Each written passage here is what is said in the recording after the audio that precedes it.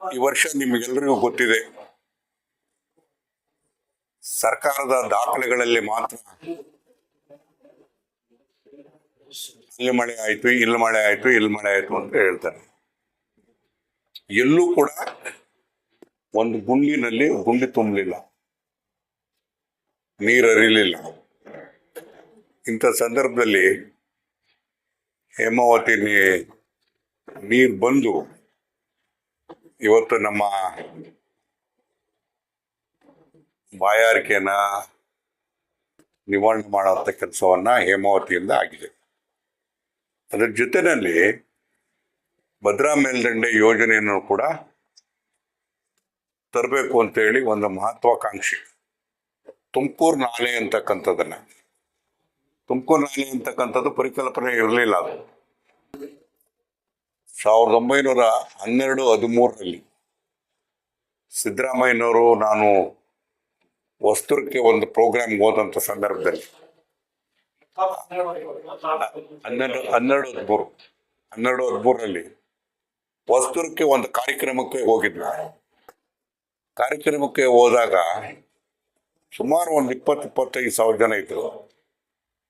ಅದರಲ್ಲಿ ನಾನೇ ಕಾನೂನು ಮಂತ್ರಿ ಆಗಿದ್ದೆ. ನಾನೇ ಮಾತಾಡಕ್ಕೆ ಪ್ರಾರಂಭ ಮಾಡಿದಾಗ ಅದು ಆ ಜನ ಆ ಕಿಕ್ಕಿರಿದು ನಿಂತ ಜನದ ಕೂಗಾಟ ನೋಡದೆ ನನಗೆ ಒಂಥರ ಆಶ್ಚರ್ಯ ಆಯ್ತು. ಯಾರು ಅಂತಂದ್ರೆ ಅವರೆಲ್ಲ ಉಳಿಯಾರನವರು.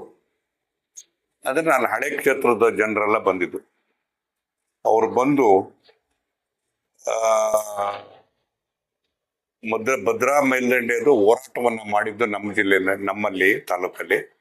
ಹೊಸದುರ್ಗದಲ್ಲಿ ಇವತ್ತು ಕಾರ್ಯಕ್ರಮ ಮಾಡ್ತಾ ಇದ್ದೀರಿ, ನಮಗೆ ಏನಾದ್ರು ನೀರು ಬರುತ್ತೇನೋ ಅಂತೇಳಿ ಬಂದಿದ್ದೀವಿ. ಆಗ ಸ್ವಾಭಾವಿಕವಾಗಿ ಅವ್ರ ಭಾವನೆಗಳು ವ್ಯಕ್ತಪಡಿಸಿದ್ರು, ಅವೆಲ್ಲ ಮಾತಾಡಿದ್ರು. ಅದಾದ ಮೇಲೆ ನಾವು ಯೋಚನೆ ಮಾಡಿದ್ವಿ, ನಾವಿಬ್ರು ಹೆಲಿಕಾಪ್ಟರಲ್ಲಿ ವಾಪಸ್ ಬಂದು ಜಕ್ಕೂರಲ್ಲಿ ಕೂತ್ಕೊಂಡು ಈ ಜನಗಳ ಸಮಸ್ಯೆನ ಹೆಂಗ್ ಬಗೆಹರಿಸ್ಬೇಕು ಅಂತ ಹೇಳಿ ಅದಕ್ಕೆ ಕೂತ್ಕೊಂಡು ಯೋಚನೆ ಮಾಡಿದಾಗ ಆಗ ಭದ್ರಾ ಮೇಲ್ದಂಡೆ ಯೋಜನೆ ಅಂತಕ್ಕಂಥದ್ದು ನಿನ್ನ ಅಭಿಪ್ರಾಯ ಏನು ಅಂದ್ರು. ನಾನು ಹೇಳಿದೆ, ಭದ್ರಾ ಮೇಲ್ದಂಡೆ ಯೋಜನೆ,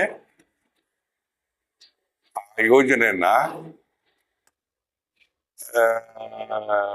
ಮೊದಲಿರ್ತಕ್ಕಂಥ ಯೋಜನೆ ಯಾವ ರೀತಿ ಅಂತಂದ್ರೆ, ಇಲ್ಲಿ ಹುಣಸೆಹಳ್ಳಿ ಹತ್ರ ಒಂದು ಬ್ಯಾರೇಜ್ ಕಟ್ಟಿ, ಅಲ್ಲಿ ಬ್ಯಾರೇಜ್ನಲ್ಲಿ ಒಂದು 8 ಹಳ್ಳಿಗಳನ್ನ ಮುಳುಗಿಸಿ ಆಮೇಲೆ ಅಲ್ಲಿಂದ ಕೋಲಾರಕ್ಕೆ ನೀರು ತಗೊಂಡು ಹೋಗ್ಬೇಕು ಅಂತಕ್ಕಂಥದ್ದು ಯೋಜನೆ ಇದ್ದಿದ್ದು. ನಾನು ಇದನ್ನ ವಿರೋಧ ಮಾಡಿ ಅದಾಗೋದಿಲ್ಲ, ಮಾಡೋಕ್ಕಾಗೋದಿಲ್ಲ, ಇಲ್ಲಿ ಕಟ್ಟ ಪ್ರಶ್ನೆನೂ ಇಲ್ಲ ಅಂತ ಹೇಳಿ ಅದನ್ನು ನಿಲ್ಲಿಸುವಂಥ ಕೆಲಸವನ್ನು ಮಾಡಿ, ಅದಕ್ಕೆ ಪರ್ಯಾಯವಾಗಿ ಮಾರ್ಗ ಯಾವುದು ಅಂತ ಹೇಳಿದ್ರೆ ತುಮಕೂರು ನಾಲೆ ಅಂತ ಒಂದು ಮಾಡಿದ್ವಿ. ತುಮಕೂರು ನಾಲೆ ಅಂತ ಮಾಡಿದಾಗ ಅದು ಎಲ್ಲಿಂದ ಅಂತಂದ್ರೆ ತರೀಕೆರೆ, ಕಡೂರು, ಹೊಸದುರ್ಗ, ಉಳಿಯಾರು, ಸಿರಾ, ಇಲ್ಲಿಗೆ ಹಳೆ ಕ್ಷೇತ್ರ ಮತ್ತು ಹೊಸ ಕ್ಷೇತ್ರಕ್ಕೆ ನೀರು ತರಬೇಕು ಅಂತಕ್ಕಂಥದ್ರ ಒಟ್ಟಿಂದ ಈ ಯೋಜನೆಯನ್ನು ಮಾಡಿದ್ವಿ. ಈ ಯೋಜನೆಗೆ ಸರಿಸುಮಾರು 12,000 ಕೋಟಿ ದುಡ್ಡು ಬೇಕಾಗಿತ್ತು. ಆದರೆ ಅಷ್ಟೊಂದು ದುಡ್ಡು ಕೊಡೋಕ್ಕಾಗೋದಿಲ್ಲ ಅಂತ ಹೇಳೋ ಸಂದರ್ಭದಲ್ಲಿ ನಾನು ಮುಖ್ಯಮಂತ್ರಿಗಳನ್ನ ಜೊತೆಗೆ ನಿಂತರು.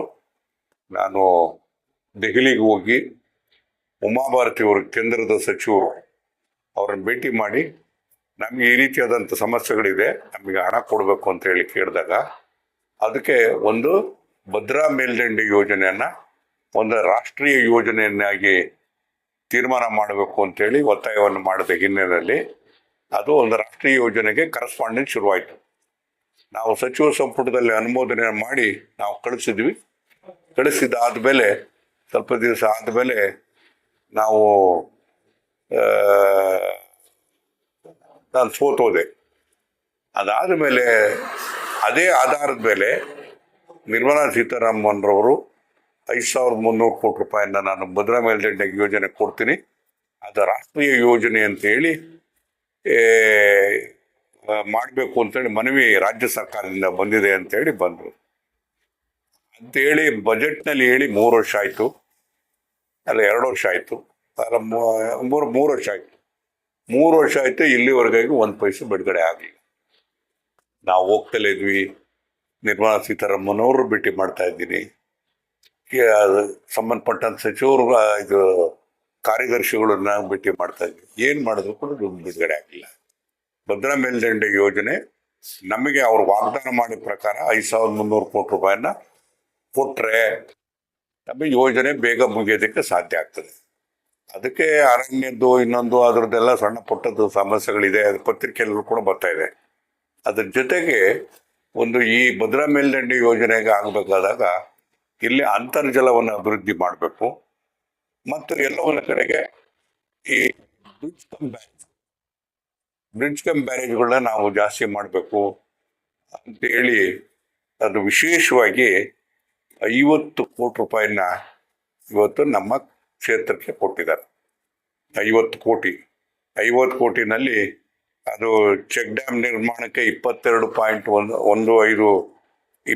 ಕೋಟಿ 15 ಲಕ್ಷ, ಬ್ರಿಡ್ಜ್ ಕಮ್ ನಿರ್ಮಾಣ ಕಾಮಗಾರಿ ಬ್ರಿಡ್ಜ್ ಕಮ್ ಬ್ಯಾರೇಜ್ ಅದಕ್ಕೆ 18 ಕೋಟಿ 30 ಲಕ್ಷ,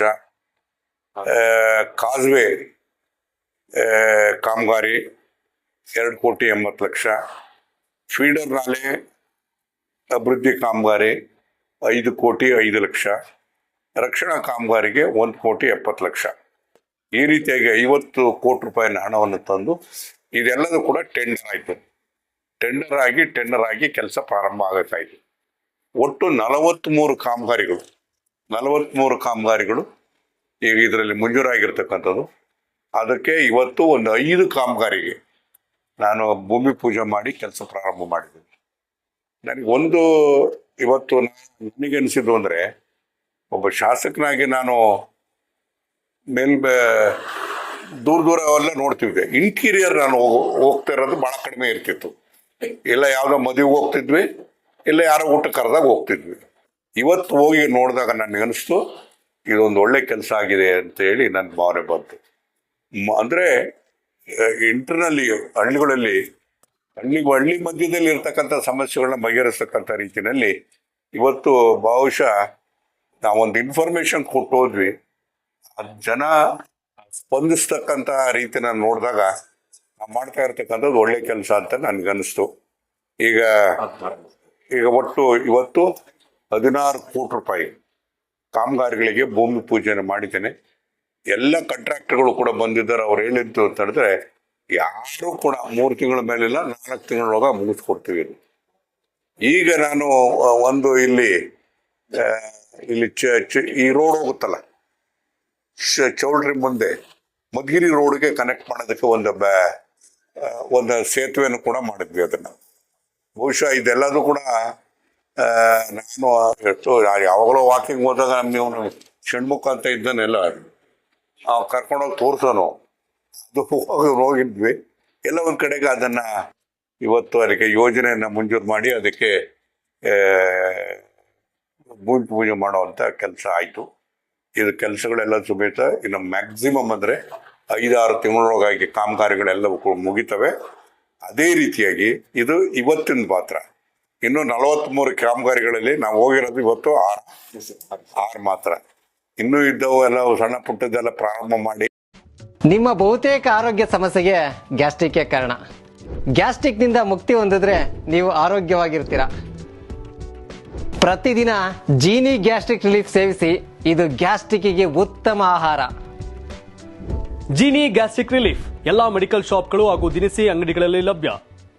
ಜೀನಿ ಪರಿಶುದ್ಧ ನೀರು, ಮದುವೆ ಸೇರಿದಂತೆ ಇತರೆ ಸಮಾರಂಭಗಳಿಗೆ ಹೋಲ್ಸೇಲ್ ದರದಲ್ಲಿ ಮಿನರಲ್ ವಾಟರ್ ಲಭ್ಯ.